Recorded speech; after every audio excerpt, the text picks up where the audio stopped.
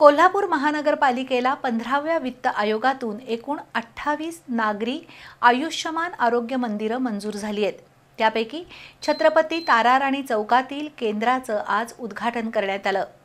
नागरिकांना तत्पर आणि दर्जेदार आरोग्य सेवा देण्यासाठी कोल्हापूर महापालिकेच्या आरोग्य यंत्रणेनं सज्ज राहावं अशा सूचना आरोग्यमंत्री तथा पालकमंत्री प्रकाश आबिटकर यांनी दिल्या।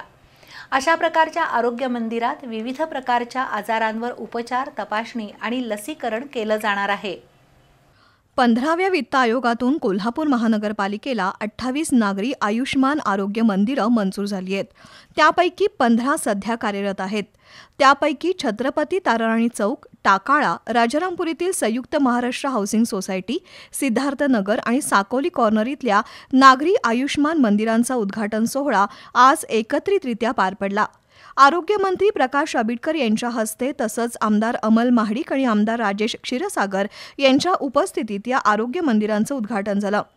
शहरातील नागरिकांना तत्पर आणि दर्जेदार आरोग्य सेवा देण्यासाठी महापालिकेनं आरोग्य यंत्रणा सक्षम करावी, त्याला राज्य सरकारचं पूर्ण सहकार्य राहील असं नामदार आबिटकर यांनी नमूद केलं।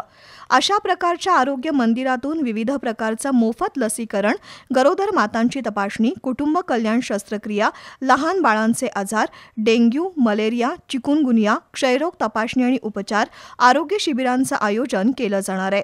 यावेळी महापालिका प्रशासक के मंजुलक्ष्मी, अतिरिक्त आयुक्त राहुल रोकडे, सहाय्यक आयुक्त स्वाती दुधाणे, उपायुक्त पंडित पाटील, शहर अभियंता हर्षजित घाटगे, आरोग्य अधिकारी डॉक्टर प्रकाश पावरा, डॉक्टर अमोल माने यांच्यासह डॉक्टर आणि कर्मचारी उपस्थित होते।